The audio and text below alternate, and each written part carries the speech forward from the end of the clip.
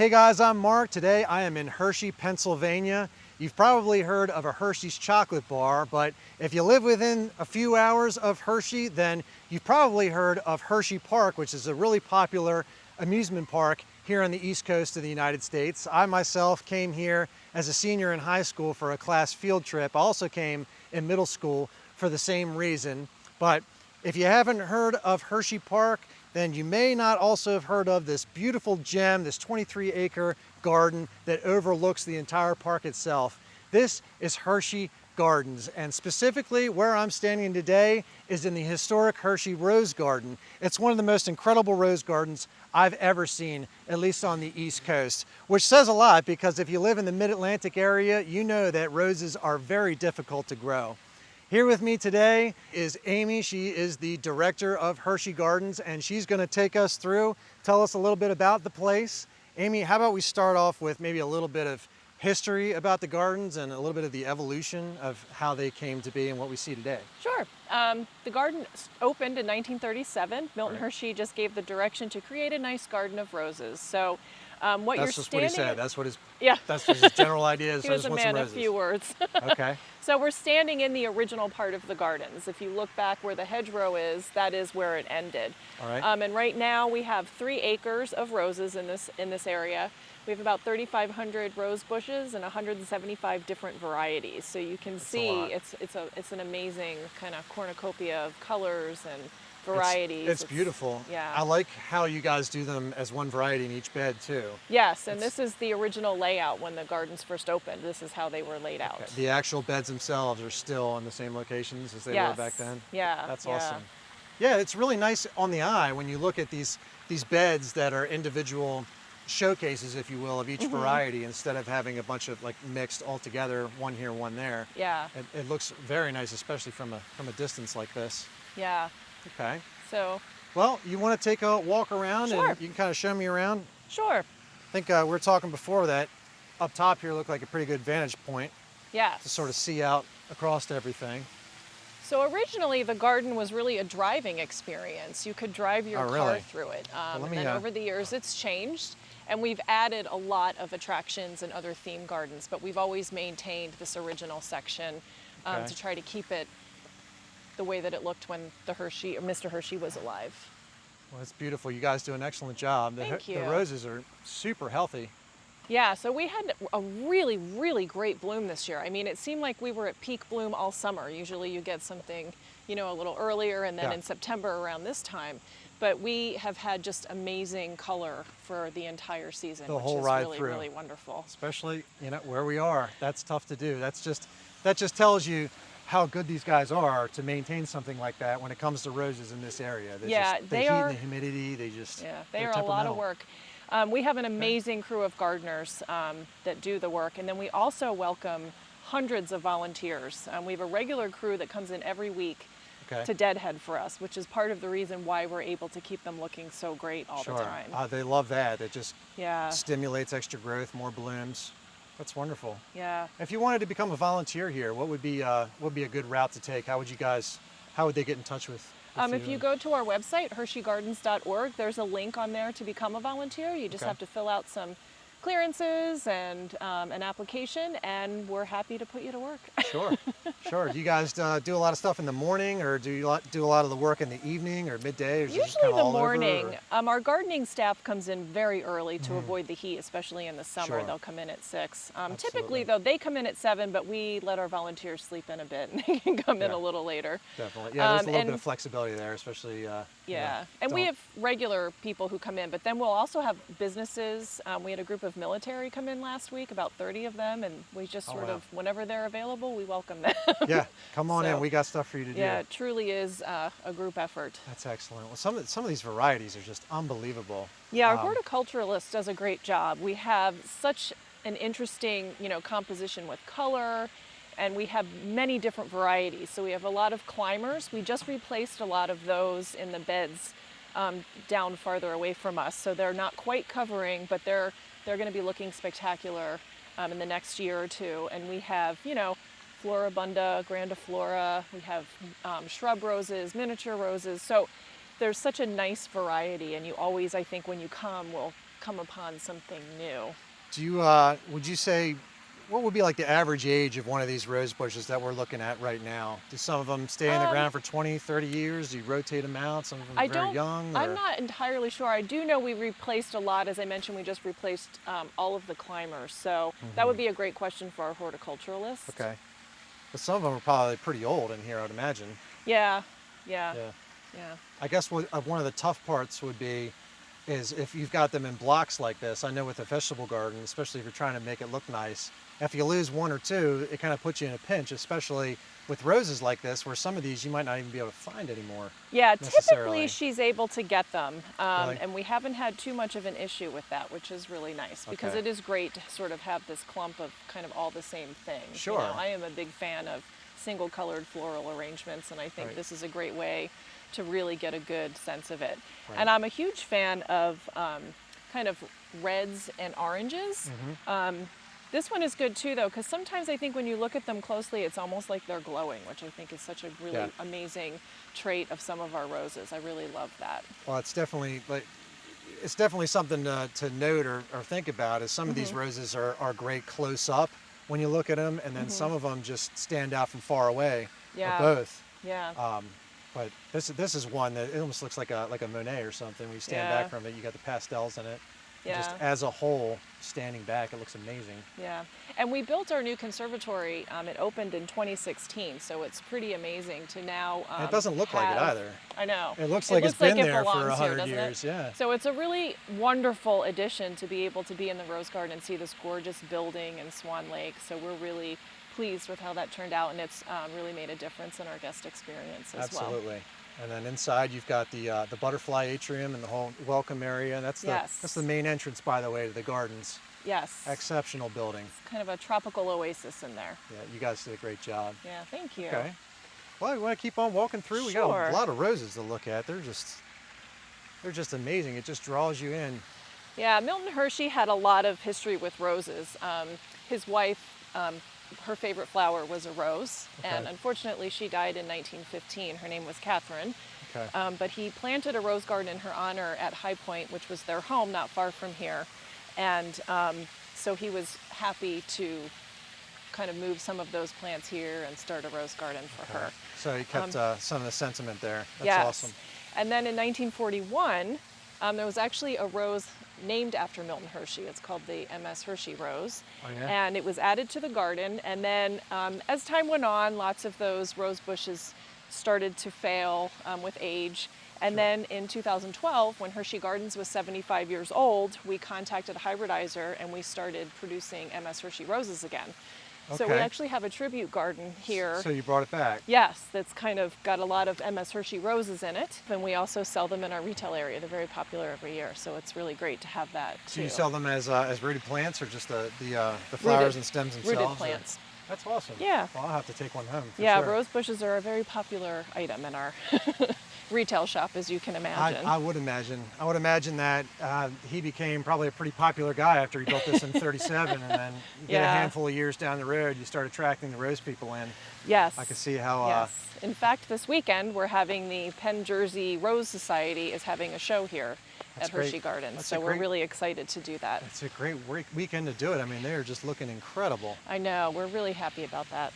Yes. Yes. We have lots of weddings here. It's just a really great, romantic, beautiful space. That would be an incredible wedding to be through here. As long as, I guess as long as your dress doesn't blow into the thorns or something like that. But I mean, you can stay away from that kind of thing. I mean, just something I don't think we've mentioned yet, or at least I didn't, was just the fragrance of this. I mean, to be in, 3 acres, we said, of roses? Yeah. Just that there's nothing like it. There's really nothing like it. Yeah. I've never experienced the citrus blossoms in Florida or down south. I would imagine that I've heard people say that that's incredible, but as far as things that I have experienced in my lifetime, being here in this rose garden, the fragrance is just you can really get lost in it.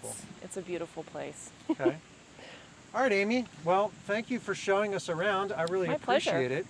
You guys have really been excellent with us, and I'm sure the world is going to enjoy seeing this wonderful place that you guys have kept and maintained. Thank you. We're thrilled that you're going to share it for us. Okay guys, now I want to take you through and show you some of the different varieties that really piqued my interest here in the rose garden today. I'm not going to go over all of them because there's just tons of different varieties that all look exceptional, but the ones that really stood out, those are the ones I'm going to kind of brush over and give you a general idea about what I think.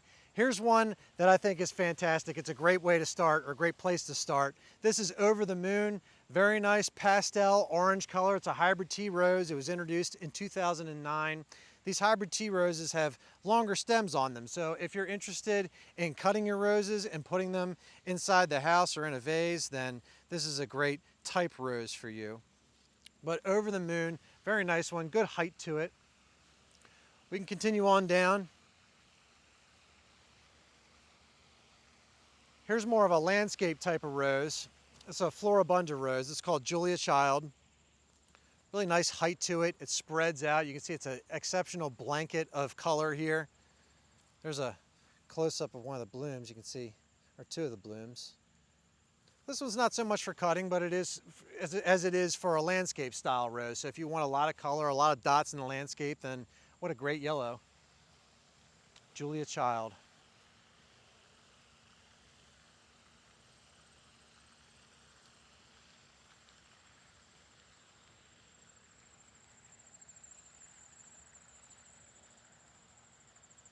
It's a very nice pink there. That's Passionate Kisses. That's a Floribunda, 2002.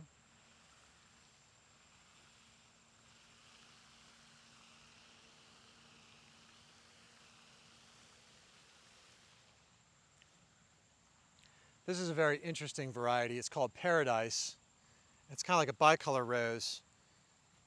You have this rosy color, and then there's like a lavender interior on a lot of these blooms. Here's another example. Isn't that wonderful? Again, that's Paradise, and that's a hybrid tea. That's an older one, 1979, that was introduced. So you got more of them coming down here too. Look at that, isn't that fantastic?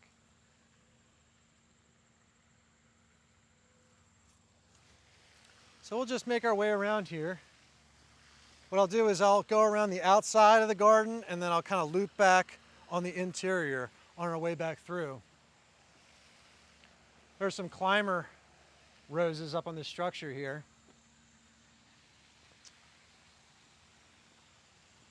You can see how thick the canes have gotten. They look like they're doing really well. They're nice and happy. Okay.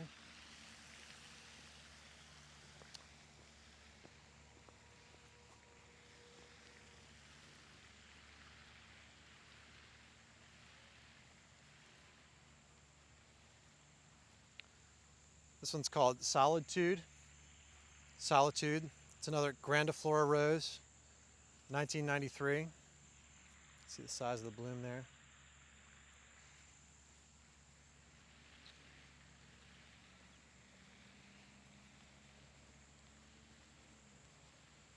Impatient. This one's like me. Very nice red, shorter variety. Another Floribunda, introduced 1984. It's just a very nice color to that.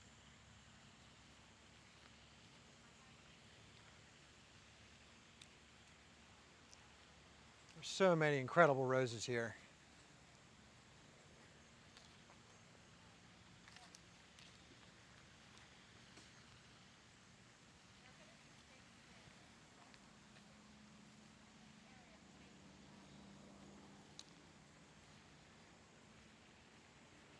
Here's one it's a very nice red rose. It's a standard red rose. This is Veteran's Honor, a hybrid tea rose. Again, good for cutting, putting in vases.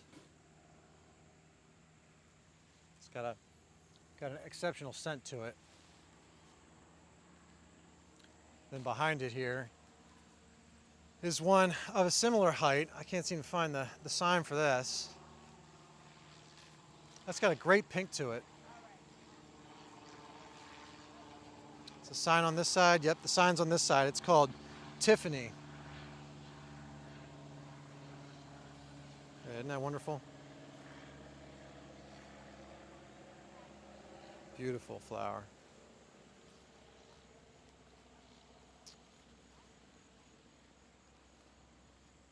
Here's another lavender rose.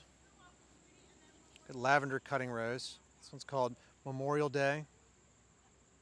Another hybrid tea introduced in 2004. It's beautiful, beautiful smell.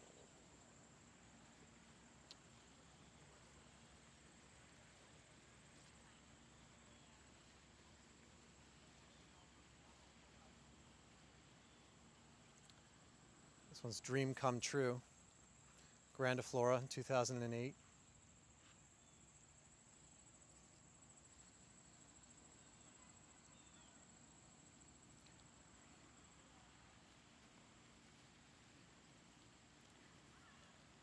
There's a pretty crazy colored one down here. Let me see if I can find the tag for it. There it is. Love and Peace. Introduced in 2002. It's a hybrid tea type. Look at the colors on that. There's a lot of variation, it seems, between blooms in this one. Gorgeous. You can see the shininess of the leaves. Just a very vigorous looking plant.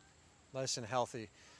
They told me every year these roses get pruned back to 8 inches. The canes get pruned back to 8 inches tall and about 4 or 5 canes per plant. And then they put on all this growth throughout the spring and summertime. This one looks like a peppermint stick. Let's see. Raspberry Cream. It's a climbing type. Raspberry Cream Twirl. Oh, that's wonderful. Look at the blooms on that. Okay, let's just kind of swing in towards the middle here, and then we'll take the sort of the middle path up through the rest of this garden. This one in front, we'll start here.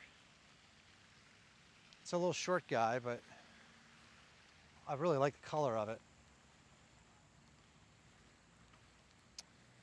I'm not sure if this one's tagged. Here it is. Oh, let's see. This one is Silver Lining. This one's called Silver Lining. Isn't that wonderful?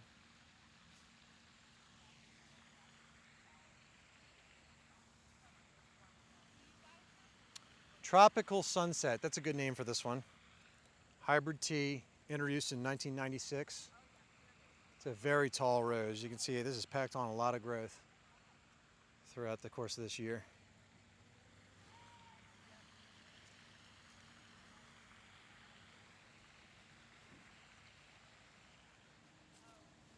American Pride, another hybrid tea.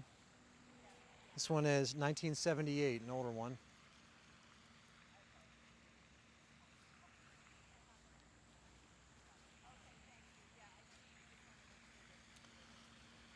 Mother of Pearl. I like these pastel colored ones. They really draw me in. It's called Mother of Pearl. Another Grandiflora, introduced in 2007.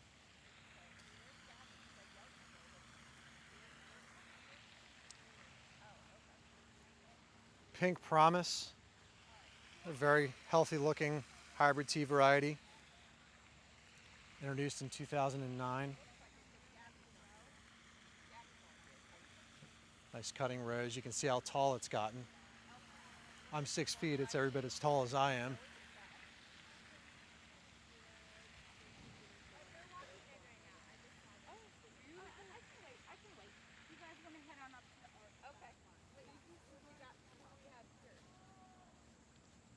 This one's called Sunshine Daydream.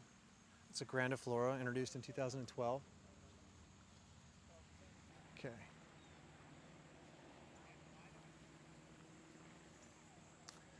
Did we talk about this one? Coco Loco. Floribunda, introduced in 2012. It's a very interesting color. It's like a muted lavender. It's almost like grayish. It's very interesting. We keep going along around this way. These beds are just kept in such great condition. Edging is all very nice on them. I'm looking for the tag for this one. Oh, I see it. Cherry Parfait, another grandiflora. This one is 2003. This is one of those roses that's just the right height. It's not like a short landscaping rose, and it's not a super tall one either. It's a nice dense landscaping rose, or a nice dense rose that you could fill a good large space with. I like this one. I like the color of this. Pure Poetry. It's a Floribunda. Introduced in 1996. You can see the edges of the petals have that pointiness on them. Okay, why don't we continue around this way?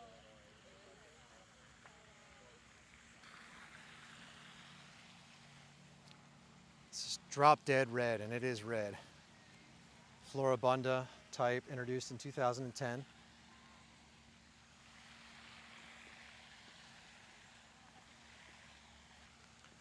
I wanted to go back up and touch on this yellow one here.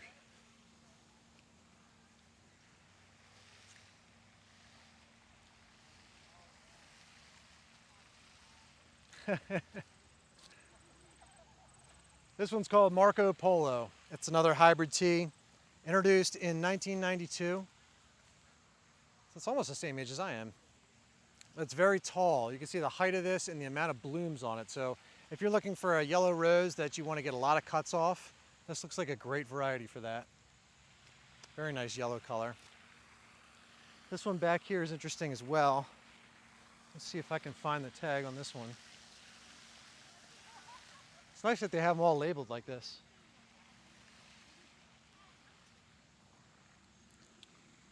Double Delight. It's another hybrid tea. It's introduced in 1977. Wonderful.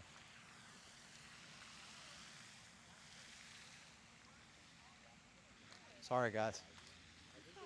How are y'all doing? Doing well? This is Mercury Rising, another hybrid tea. This is introduced in 2014. Good height to it, good double color, bicolor.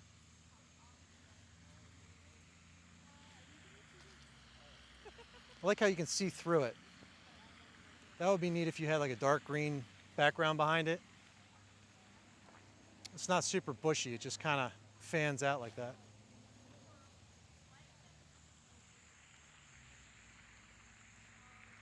I can't get over this Marco Polo one. That is just incredible. Look how tall this is.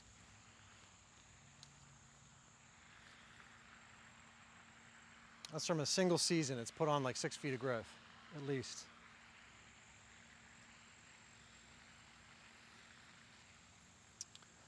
Let's see if we can find the tag for this one.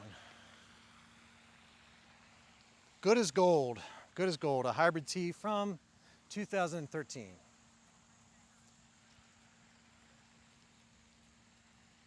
Nice orange, pinkish yellow.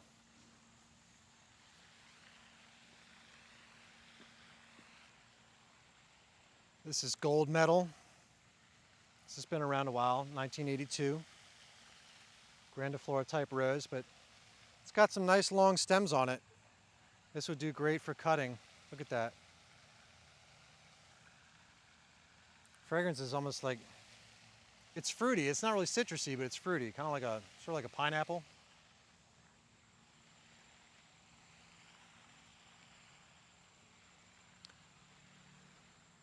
This yellow one here, let's see, it's a nice one as well.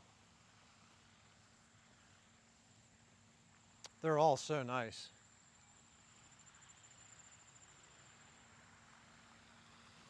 I don't see the main tag, but it's called Cha-Ching. Cha-Ching is the name of that one. Good solid canary yellow color. That's some structure. It's a nice bench. That's a good place to sit to overlook this whole place. Here's the tag for this one. Okay, so here's a knockout rose. This is Peachy Knockout.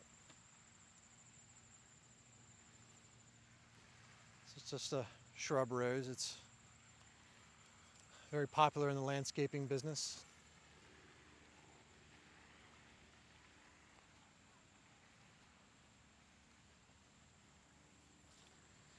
Johann Strauss, the Floribunda rose, introduced in 1992.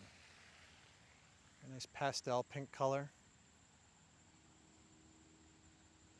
See how the bed just kind of stands out as a bed as a whole. The individual blooms may not be totally striking. It's not a very loud color, but when you step back and you look at this bed as a whole, that's when it really pops, I think.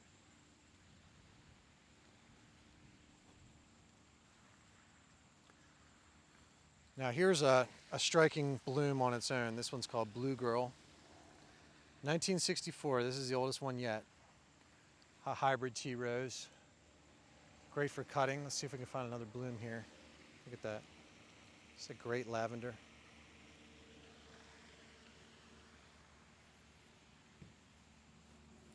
Princess de Monaco. 1982, hybrid tea rose. It's Princess de Monaco. Might be Monaco. Princess de Monaco. Introduced in 1982. The foliage on this is just so nice and dark green. Wonderful blooms. Isn't that fantastic?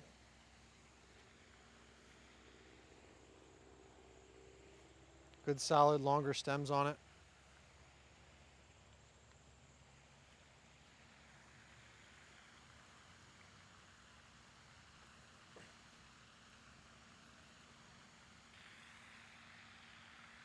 Another nice yellow one. Happy Go Lucky, introduced 2014, grandiflora type. It's another great yellow. Again, got a nice longer stem on it if you wanted to cut it. Here's a paler yellow variety.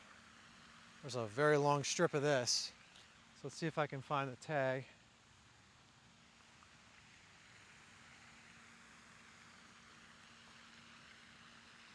Aha. This is Caroline de Monaco. Another hybrid tea, 1993. Nice cream pale yellow color.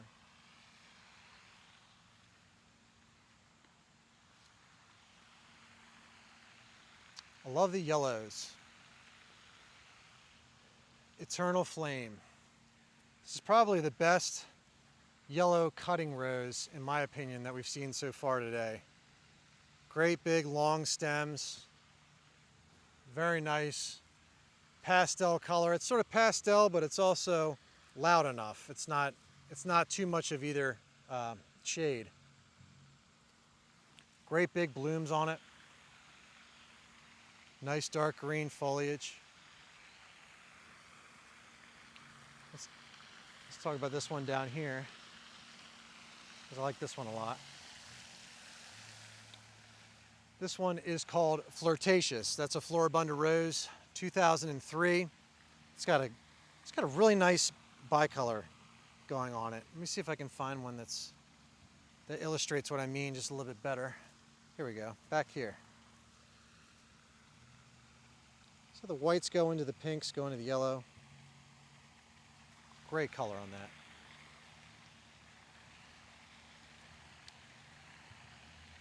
Now this is what I mean by a loud yellow. That's a nice bright, that's probably the yellowest rose that we've seen today, if I had to say. This is Sun Sprite, Floribunda, introduced in 1977. Classic, look at that. Isn't that great?